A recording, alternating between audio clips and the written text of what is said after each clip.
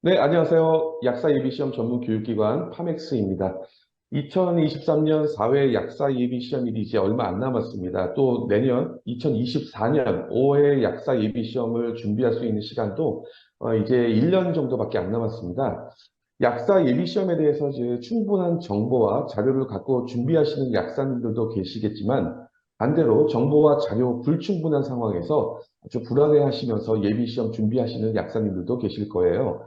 또 요즘에는 약사 예비 시험에 대해서 이제 긴 준비 기간이 필요하다고 알려져서 해외 약대 재학생들이나 이제 재학생 기간 때부터 미리 예비 시험 선행학습을 시작하는 경우도 점점 늘어나고 있습니다. 그렇다면 과연 약사 예비 시험은 어떤 시험이고 어떤 과목을 치러야 되고 어떻게 준비해야 될까? 이 부분에 대해서는 저희 파맥스 유튜브 채널을 보시면 한국 약사님들과 예비시험 합격하셨던 미국이나 일본, 영국 약사님들 초대해서 설명드린 적이 있으니 참고하셔서 한번 청취하시면 도움이 되실 거예요.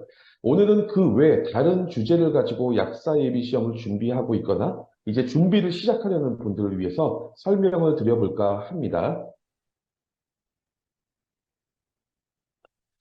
네, 오늘 설명드릴 주제는 총 네 가지고요. 이 질문들은 뭐 사실 상당히 중요한 질문인데도 불구하고 예비 시험을 준비하시는 많은 분들이 간과하는 부분이기도 합니다. 그래서 오늘 이 질문들에 대해서 미국 약대와 한국 약대를 동시에 경험하셨고 지금은 이제 서울대 대학원에서 박사 과정을 진행 중이신 저희 파맥스의 메인 튜터 선생님 김동준 선생님을 모시고 진행할 예정입니다. 선생님 안녕하세요. 아, 네, 안녕하세요. 네, 오늘 많은 시간, 많은 좋은 정보 부탁드릴게요. 네. 네, 오늘 첫 번째 주제입니다. 여기 약사 예비 시험 주요 과목과 해외 약대 이수 과목 간의 차이점은? 입니다. 미국이나 영국, 호주, 일본, 뭐 이렇게 해외 약대를 졸업하신 분들 중에서 한국 약사 예비 시험을 준비를 위해서 이제 출제되는 과목들을 먼저 살펴보실 텐데, 보시면 아마 상당히 낯설어 보이는 과목들이 많습니다.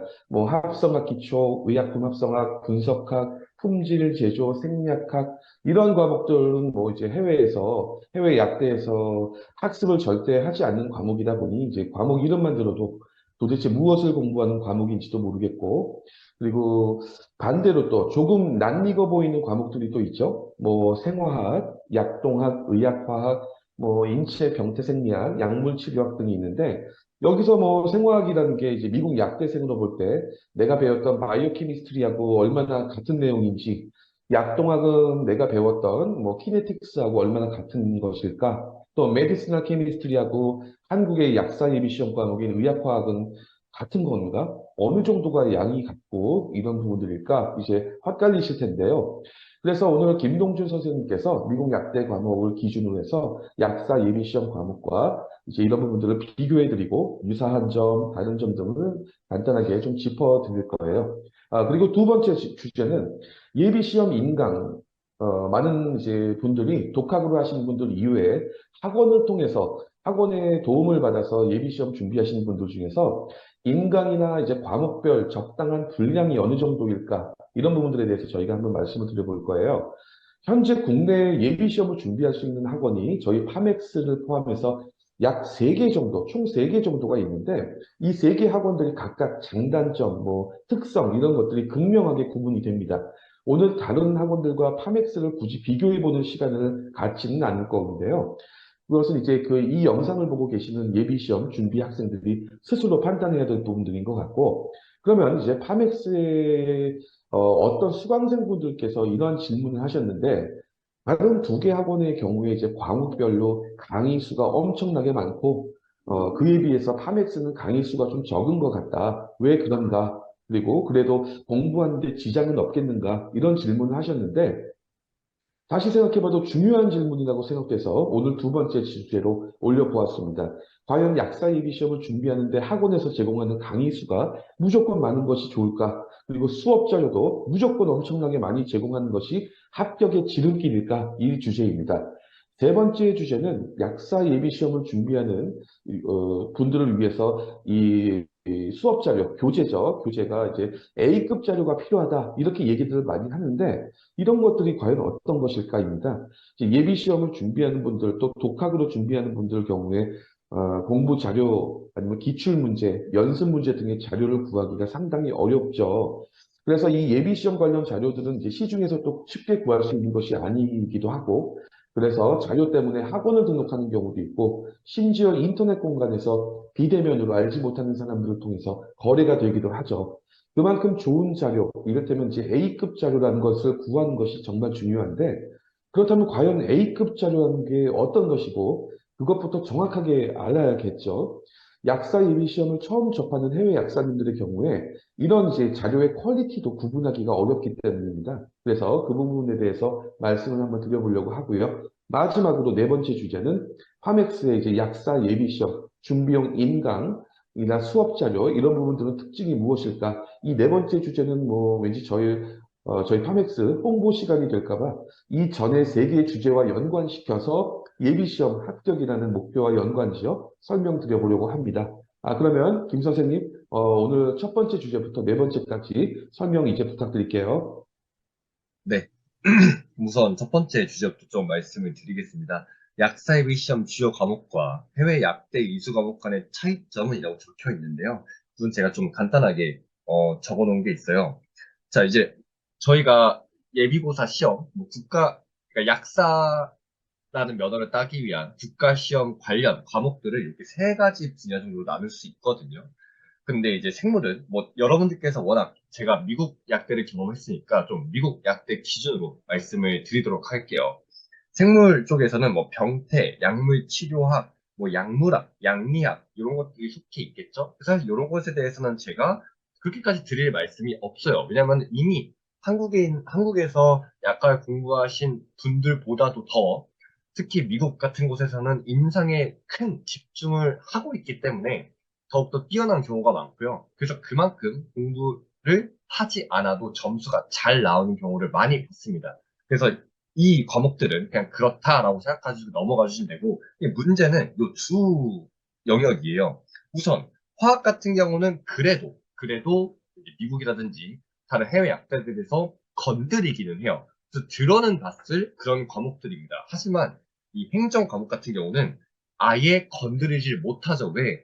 외국 약대에서는 우리나라의 약학 행정 관련된 그런 정보들을 혹은 내용들을 가르칠 이유가 전혀 없어요. 그렇기 때문에 요 행정 쪽 과목들은 굉장히 양이 뭐랄까요? 막상 공부를 해보면은 그렇게 많지 않음에도 불구하고 그 정보에 대한 접근성 때문에 힘들어서 혹은 내용이 생소해서 그러니까 내용의 생소함 자체가 난이도가 되는 그런 과목이거든요. 사실 이 화학도 어느 정도 그런 맥락도 같고요. 그래서 그렇게 분류를 할 수 있을 것 같습니다. 좀 더 깊게 들어가서 이 화학 안에는 그 생화학 그리고 물리학과 약재를 저는 하나로 묶고요. 그리고 합성학과 유기, 그리고 여기다가 하나 더 의학화학을 한 대 묶고 있습니다. 네, 그래서 이 화학 안에 속해진 생화 같은 경우는 우리 몸 안에서 이루어지는 그런 회로들, 물질 회로 돌아가는 것도 있죠. 크랩 사이클이라든지, 뭐 글라이콜라이시스라든지, 아니면 아미노산 대사 같은 그런 내용들이 속해져 있고, 요건 조금 더 친숙할 거예요. 이름 자체가 생화학인 이상, 바이오케미잖아요. 생물과 화학에 약간 다리를 걸치고 있어서, 저도 미국에서 다니던 약대에서 꽤 자세하게 가르쳤던 것으로 기억을 합니다. 하지만 그거보다 더 자세하게 아셔야 돼요. 미국 같은 경우 당시 기억을 했을 때, 이 그냥 글라이콜라이시스를 상세하게 암기까지는 아니고, 그냥 중요한 내용들을 짚어주는 수준에서 딱딱딱 하고 넘어갔던 걸로 제가 기억이 나요. 아직 생생하게. 그런데 한국에서는 그러한 물질 하나하나를 그 사이클에 돌아가는, 또 그 사이클 물질 하나하나가 변할 때 관여하는 효소들까지도 모조리 다 암기를 하셔야 됩니다. 그래서 그 부분에서 좀 차이가 날 거라고 말씀드릴 수 있고요. 그리고 물리학과 약재 같은 경우는 이건 매우 매우 매우 생소하실 거예요. 미국 기준으로, 일본은 좀 우리나라랑 어느 정도는 비슷하다고 알고 있어요. 하지만 미국 같은 경우는 요 파트를 거의 가르치지 않습니다. 그래서 이제 물리약학이라 하면 당연히 약이라는 것 자체가 우리가 만질 수 있고 우리가 사용하는 그런 어떠한 제재이기 때문에 고체, 기체 혹은 고체 액체, 때로는 기체, 이렇게 뿌리는 스프레이도 기체잖아요. 그래서 그런 형태로 만들 수 있기 때문에 그것 자체를 학문으로 하나의 학문으로 묶어놓은 그런 과목입니다. 그러니까 고체의 특징, 액체 특징, 기체 특징을 알아야지 이 형태로 약을 만들 때 저희가 적용을 할 수가 있잖아요. 그래서 그러한 내용들을 담고 있는 상당히 생소할 만한 그런, 그러니까 이제 다른 미국에서 약대 나오신 분들께는 그런 과목입니다. 약재 같은 경우는 이제 이렇게 배운 기본 이론들을 가지고 우리가 약을 만들어야 되는데 그 만들 때 어떤 필요한 다른 물질들이 있잖아요. 기형제라고 하죠. 그러니까 약을 만들 때 약만 들어가는 것이 아니라 캡슐을 만들려면은 그 캡슐의 껍질을 이루고 있는 어떤 물질들이 필요할 테고 또 그런 안에 예를 들면 녹말이라든지 이런 것들을 추가적으로 넣어서 약을 사람이 먹을 수 있는 형태로 실제로 만들 때 적용 가능한 그러한 내용들을 담고 있습니다. 그래서 물리약학과 약재는 보통 이렇게 같이 가는, 물리학학이 이론이라면 약재는 적용으로 이렇게 같이 가는 과목이고요. 합성 유기 의학화학은 아마 정말 많은 분들이 싫어하실 거예요. 저도 아직도 기억이 나는 게, 그, 제가 미국에 약대에 있을 때 1학년 때는 배우지 않았고요. 2학년 때는 이 Organic Chemistry 1, 2, 미국 약대생들을 올고라고 부르는데, 그렇게 해서 가르치고 그 이후에 3학년부터 6학년까지는 쭉 가르치지 않았던 곳, 저 이제 6년제를 나왔습니다. 미국 6년제를 다녔었습니다. 미국 약대에서. 이제 그 3학년부터 6학년까지는 쭉 가르치지 않았던 것으로 기억을 합니다. 그래서 유기화학은 그때 이후로 접하지 못한 분들이 대다수예요. 그래서 사실상 거의 무해 상태인 거죠. 그냥 뭔가 탄소가 뭐더라, 루이스 구조가 뭐더라, 그리고 뭐 그냥 periodic table, 그러니까 이제 원소 주기율표가 뭐더라라고 어렴풋이 기억만 하고 있지 그 안에서 그 정말 세부적인 내용, 세부적으로 들어갈 것도 없이 정말 메인이 되었던 내용들조차도 기억하지 못하는 분들이 계셔서 이제 그거를 좀 집중적으로 공부를 하셔야 됩니다. 그래서 이걸 바탕으로 이제 합성 같은 경우는 뭐냐면요. 각각의 약물들의 구조들이 있잖아요. 그래서 그 구조들을 이제 우리가 financial available 하다고 하거든요.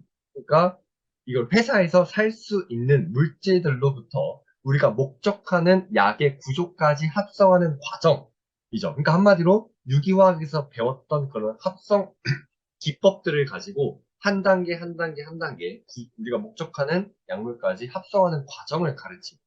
하지만 그 합성하는 과정이 너무 방대하고 너무 그러니까 세부적으로 들어가도 그 내용들이 전부 다 문제로 나오지 않습니다. 그렇기 때문에 정말 중요한 내용들만 뽑아야 되고 제가 항상 이제 저희 수강생분들께 강조하는 거는 구조를 꼭 암기를 하셔야 된다. 그러면은 어느 정도 구조가 인식이 되어 있다면은 꼭 중간 과정들이 기억나지 않아도 어느 정도 유추해서 때려 맞출 수 있다를 말씀드리거든요. 그런 과목이고요. 의학화학 같은 경우는 이제 구조가 있잖아요. 그러니까 저희가 약물을 만들었어요. 그래서 약물의 그 구조들이 우리 몸 안에 있는 생리활성, 그러니까 이 구조를 어떻게 바꾸면 어떤 생리활성을 가지더라 라는 그 관계를 저희가 SAR이라고 부릅니다. 그래서 그 관계식을 수학적인 모델로 만들어서 저희가 이렇게 하나의 학문으로 만든 건데 저희가 접근할 때는 그러니까 여러분들께서 시험을 볼 그 내용들 안에서는 수학적 접근법은 없을 거예요. 네. 그래서 단순히 요 구조를 이렇게 바꾸면은 요 정도의 생리활성이 바뀌더라 정도만 매칭되는 그런 과목들입니다. 그래서 요 이 두 영역의 그 과목들이 굉장히 제가 다녔던 미국의 약대에서 배우지 않았던 혹은 좀 더 약하게 배웠던 그런 영역들이라고 인식을 해주셨으면 될 것 같습니다. 네. 네. 그럼 계속해서 다음 내용, 예비 시험용 인강, 과목별 가장 적당한 분량은 어느 정도일까? 라는 질문에 답변을 드리겠습니다. 우선 제가 지금 가르치고 있는 이제 왼쪽이 합성학 기초고요. 오른쪽이 합성학의 목차입니다. 목차. 약 120개 정도 약물이 있고 왼쪽 같은 경우는 21강으로 이루어져 있어요. 근데 이게 내용이 너무 적지 않냐라 생각하실 수 있는데 참고로 요 내용이 자 예비 시험이라는 것 자체가 왜 만들었는지를 좀 분석을 해보면요. 여러분들께서는 PT를 치지 않았어요. 그쵸? 우리나라의 약대를 가기 위해서는 물론 지금은 수능으로 바뀌었지만 지금 약대를 다니고 있는 대다수의 분들은 지금 3학년부터 6학년까지는 PT를 치고 입학하신 분들입니다. 그러니까 한마디로 그들의 입장에서 보면은 여러분들이 그런 피트 시험을 보지 않았기 때문에 불합리해 보일 수 있죠. 그래서 그러한 어떤 시각과 그 또 하나는 불합리와 더불어서 이 정도는 약사로서 알고 있어야 된다라는 어떤 한국에 있는 한국 약학계의 시선이에요. 그래서 그 시선을 여러분께서 충족시켰느냐라는 것 때문에 만들어진 게 이제 예비 고사입니다. 그래서 합성학 기초, 그러니까 그러니까 순수 유기화학에 대한 내용들이 나와요. 그리고 그 순수 유기화학 내용은 그 시선에 맞춰서 피트 범위에 거의 다 속하게 됩니다. 그래서 이 피트 범위를 저희가 보통 한국 약대생들이 물론 지금 폐지가 되었지만 어떤 식으로 강의를 들었는지 생각을 해보면 자, 제가 피트를 강의 들었던 걸 기준으로 설명을 드릴게요. 보통 일주일에 3시간짜리 강의가 1개에서 2개가 있어요. 그리고 두 달 반 정도면은 이 한 사이클이 끝납니다. 그러니까 유기화학 처음부터 끝까지 전 범위가 마무리가 돼요. 2달 반 정도면. 그럼 단순 계산으로 일주일에 3시간에서 6시간 사이 평균 내면은 한 5시간이겠죠. 4시간이라고 칠게요. 그럼 한 달이면 16시간, 두 달이면 32시간이에요. 그쵸? 그래서 제가 지금 찍은 요 강의들이 한 강의에 1시간에서 1시간 반, 짧은 거는 뭐 30분인 경우도 있고요. 왔다 갔다 하기 때문에 21강이라는 이 양이 굉장히 합리적인 양입니다. 물론 그 학원을 다닐 때는 피트 학원에서는 중간중간에 문제 풀이도 해주고 이런 것 때문에 좀 더 강의 실수가 늘어나거나 시간이 늘어날 수 있지만 적어도 기본 내용만으로 보았을 때는 요 양이 아주 합리적이다라고 볼 수 있어요. 또 하나는 제가 밑에서 이제 기출들을 가지고 설명을 드릴 건데 피트 시험은 우리나라에서 약대를 갈 사람들을 뽑는 시험으로서 자 여러분들께서 지금 구글에다가 피트 기출문제라고 치시면은 다 볼 수가 있습니다. 문제가 정말 정말 정말 어려워요. 예, 손도 못 댈 정도로 어렵거든요. 요거를 한 번 훑는다고 해서 하지만 여러분들께서 보시는 예비고사는 국가 시험이에요. 그러니까 요 정도만 그러니까 국가 시험이라는 것 자체가 모든 다른 면허라든지 자격증도 마찬가지지만 요 정도의 수준만 넘는다면은 합격 혹은 불합격을 주는 시험인 만큼 60%만 맞으면 되잖아요. 그래서 절대로 난이도가 그렇게까지 어렵게 나오지 않습니다. 즉 입시가 아니잖아요, 이거는. 그래서 난이도를 그렇게 생각을 해주시고 동시에 그걸로 인해서 겁을 조금 상쇄시켰으면 좋겠습니다. 네. 위에서 설명드린 내용 때문에 겁을 드시지 말란 뜻입니다. 그리고 합성학도 마찬가지로 이렇게 120개 이걸 다 외워야 돼 하는데 제가 강의 시수는 많았지만 항상 강의 안에서 강조하는 내용이 요 내용들을 하나하나 내가 모조리 암기하겠다라는 마인드로 절대 가시면 안 된다라고 말씀을 드려요. 왜냐면은 다시 한번 60%가 맞는 시험이고 그리고 국가 시험이기 때문에 어렴풋이 알아도 어느 정도는 맞출 수 있도록 문제들이 나오게 됩니다. 그래서 너무 요러한 아까 제가 위에서 요 두 범위가 여러분들께서 공부한 적이 없는 혹은 생소하다고 해서 이거를 뒤집다 파야지 혹은 완전히 정말 세부적으로 다 공부해서 밝혀내야지 라고 하는 방식의 접근법은 잘못된 접근법입니다. 제가 요거는 설명을 안 했다고 해서 절대로 그러니까 적게 나온다거나 혹은 문제들이 어차피 똑같은 1점이에요. 그러니까 여기서 한 개를 맞추시든 똑같이 1점이기 때문에 요 내용들도 확실하게 가져가시면은 또 요 내용들도 너무 딥하지 않게 적당히 가져가시면은 충분히 합격에 이르실 수 있습니다. 그래서 전략을 너무나도 많은 강의 실수를 내가 모든 걸 다 암기를 해야지라고 잡으시면은 오히려 요 두 범위에 집중을 하다가 정말 정작 중요한 꼭 다 맞춰야 되는 그러니까 여러분들의 영역, 여러분들의 분야라고 생각하거든요. 외국에서 오신 분들은 대부분 다 임상 쪽에 강하시니까 요 부분에서 놓치는 상황이 발생할 수도 있다라고 생각이 듭니다. 그래서 이제 밑에 실제 기출보면서 좀 제 말에 대한 진위를 보여드려야 되잖아요. 자, 요 아이돌 반응을 보여주고 이제 아이돌이라는 어, 키워드가 나왔어요. 그리고 클라이젠 반응이라는 키워드가 나왔고요. 자, 요 두 개는 절대 지역적인 반응이 아니라 위에서 이 유기화 혹은 합성화 기초, 요 두 번째 유기화학 2의 요 카보닐 그룹 혹은 요 뒤에 알파 서비스티션에 바로 나오는 가장 대표적인 반응입니다. 그래서 대표적인 반응을 대놓고 물어보고 있는 거고요. 또 밑에 디엘제더 같은 경우는 고리 협동화 반응이라고 해서 이 피트를 공부한 사람이면 모를 수가 없는 반응이에요. 그러니까 수학으로 치면은 지금 덧셈 뺄셈 알아라고 물어보고 있는 정도거든요. 물론 여러분들께서는 당연히 이게 생소하시겠죠. 하지만 그냥 유기화학을 한번 내가 훑었다라고 말하는 사람은 요 반응들을 모를래야 모를 수가 없어요. 난이도가 그렇게 높지 않다는 점. 그리고 밑에 MCPBA라고 써있죠. 요 같은 경우는 이제 에폭시데이션이라는 그런 반응에서 대표적으로 딱 에폭시데이션을 공부해야지라고 했을 때 바로 나오는 그런 시작입니다. 밑에 비열2 뭐 강용기 이렇게 MEI, 그러니까 메틸 아이오데이인데 요거는 이제 SM2에서 가장 대표적으로 나오는 혹은 제거 반응에서 E2, 이원 제거에서 보자마자 바로 나오는 그런 반응입니다. 그 밑에 이제 N2, H4라고 적혀 있는데 이걸 아마 그러니까 이 문제를 작년 시험 문제를 보시고 보고 나신 분은 아마 요 이름을 모르셨나 봐요. 울프키시나라는 반응입니다. 이것도 마찬가지로 유기화학 2, 그러니까 합성학 기초 파트에서 뒷파트를 보게 되면은 절대로 모를 수가 없는 반응입니다. 그 아래 뭐 RS 판단하는 거는 요거는 요 정도는 아마 아무리 유기화학을 공부를 좀 오랫동안 쉬셨다고 하시더라도 바로 보면 알 수 있는 그런 거죠. 아유팍은 명명법, 그쵸? 요것도 마찬가지로 굉장히 티피컬한 그런 문제입니다. 아래로 이제 당연히 이 전하량 맞추는 문제.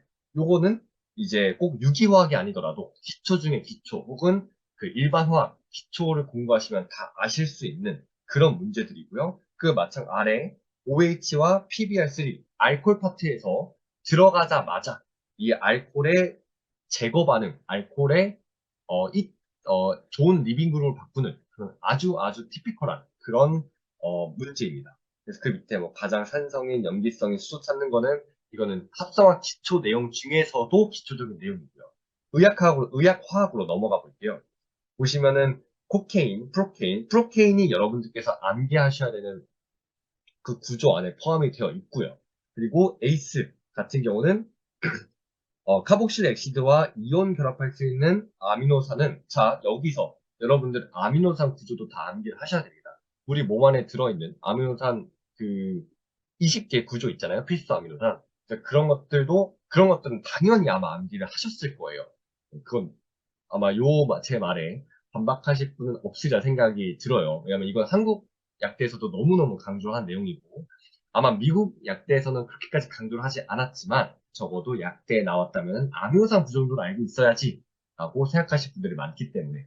그래서 그걸 감안을 한다면은 카복실로 엑시드가 마이너스 띄고 있는 걸 모르실 분들은 안 계실 거고, 그리고 아미노산 구조 중에서 플러스 전화를 띄는 아미노산을 아마 구조를 다 외우셨다면 다 알고 계실 테니까 그걸 이제 이용해가지고 푸는 그런 티피컬한 문제입니다. 280, 이 흑광도라는 거는 방향급성, 밑에 파이파이 스티킹도 마찬가지로 방향급성. 그래서 그냥 방향급성 아미노산만 안다면 자연스럽게 그렇게 문제를 풀 수 있는 그런 문제입니다. 마찬가지로 아래도 방향족에 대한 문제이고, 자, 그래서 이제 여기까지 작년 문제 중에 복원된 게 요게 요 정도가 전부여서 이렇게 설명을 드렸는데, 그래서 이걸 비추어 보았을 때 여기 안에 있는 내용들을 그냥 알면 된다. 한 번 정도 훑었다면 물론 당연히 조금 더 공부를 하는 게 맞겠죠. 시험을 치는 사람 입장에서는. 그러니까 여러분 60점을 맞기 위해서는 이제 70점, 80점 정도 맞을 실력을 쌓기 위해서 공부를 해야 되는데 그 정도 맞을 실력이 절대로 그 여기 아까 제가 특정한 기초로 예시를 들었을 뿐입니다. 여기 요 두 영역을 너무나도 깊게 파지 않는 선에서 적당하게 여러 회독을 돌리는 게 맞는 공부법이다. 네, 그래서 이렇게 넘어갈 거고요.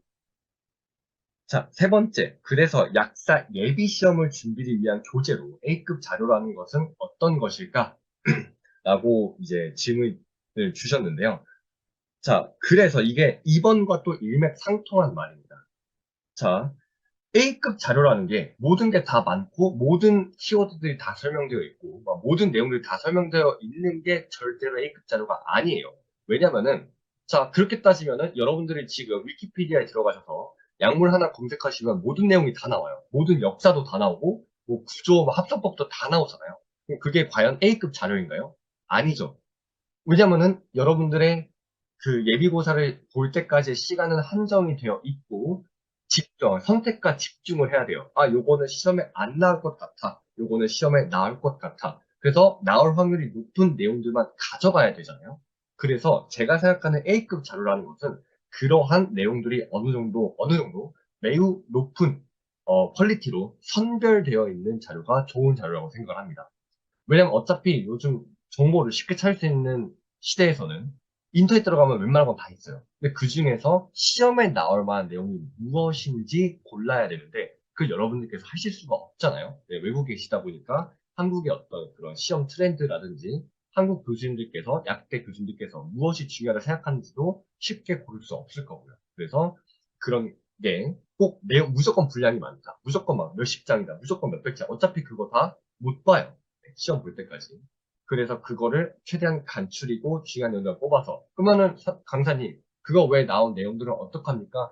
그거는 틀려야 되는 문제예요. 저는 그렇게 생각해요. 왜? 60%를 맞아서 합부를 정하는 시험이지 내가 남들보다 잘 봐야 된다라는 시험이 아니잖아요. 그래서 너무 왜냐면은 그 지엽적인 것 한 문제를 맞추려고 아까 그런 분야들을 파고들다가 정작 중요한 문제들을 놓치는 사태가 일어나면 안 됩니다. 그래서 이 A급 자료라는 것은 그렇게 나올 만한 것들을 간추려져서 예, 정리된 자료들이다.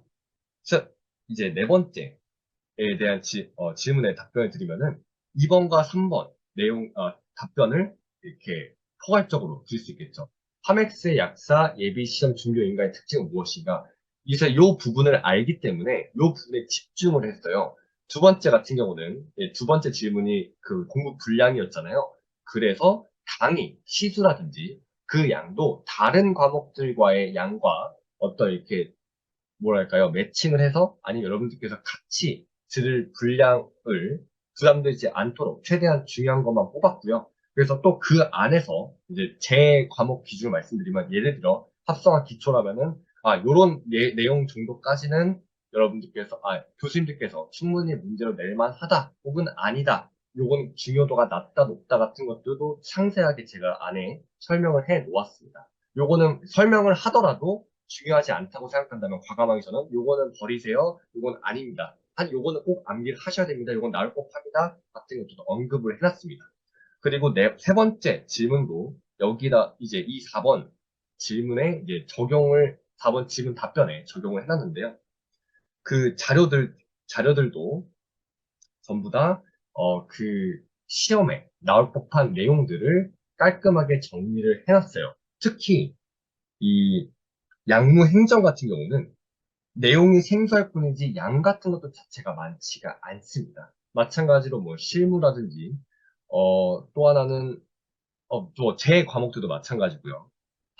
의학과학 같은 것들도 사실 여러분들 의학과학 교과서 보셨나요? 한국 교과서? 두께가 당연히 전공치가 두껍죠. 그거를 다 하는 건 불가능해요. 왜냐면 안 그러면은 그것만 두 달, 세 달 내내 공부하실 때 의학하고 한 과목만. 근데 그거는 당연히 효율에 맞지 않으니까 그런 의학과학 교과서 내용들 안에서도 필요한 정보들을 따로 빼서 정리해놨습니다. 그래서 그런 식으로 파맥스의 인강과 자료들은 준비가 되어 있다라고 답변 드릴 수 있을 것 같습니다. 네, 오늘 이 네 가지 중요한 주제를 갖고 김동준 선생님께서 설명을 해주셨는데요. 학원을 통해서 준비를 하시던 아니면 독학으로 준비를 하던 간에 오늘 이야기한 내용들은 이 예비시험 준비하시는 이제 약사님들에게 정말 또 깨알 같은 정보일 수도 있고 중요한 이슈들일 수 있을 것 같습니다. 예비시험 합격이라는 최종 목표를 달성하기 위해서 가장 현명한 선택과 전략을 세우셨으면 좋겠습니다. 김 선생님, 마지막으로 예비시험 준비하시고 계시거나 하시려는 분들을 위한 조언 한마디 부탁드릴게요. 우선 올해 예비 시험, 이제 올해 예비 시험이 몇 달 안 한 달 조금 넘게 남았네요. 지금 시간을 보니까. 그분들을 위해서는, 한 달 조금 넘는 시간 동안도 충분히 합격을 할 상황을 만들 수 있다라고 응원을 드리고 싶습니다. 왜냐면은 다시 한번 60%를 맞추는 시험이고 그 60%가 내가 한 달 조금 넘는 시간 동안 선택과 집중한 분야에서 나올 수도 있잖아요. 그래서 끝까지 포기하지 마시고 올해 시험은 준비하셨으면 좋겠고요. 내년 시험을 준비하시는 분들께는 다시 한번 저희 여기 파맥스에서 이런 식으로 이렇게 자료들도 컨덴스하게 선택과 집중을 해서 준비를 했고, 강의도 마찬가지로 그런 식으로 준비를 해놨으니까 저희와 함께 내년 시험까지 꼭 불합격이라는 선택지가 없도록 네, 함께 준비할 수 있으면 좋겠습니다. 다들 공부하시는데 힘내시기 바란다는 말씀으로 마치도록 하겠습니다. 네, 감사합니다. 오늘 그러면 영상 여기서 마치겠습니다. 감사합니다.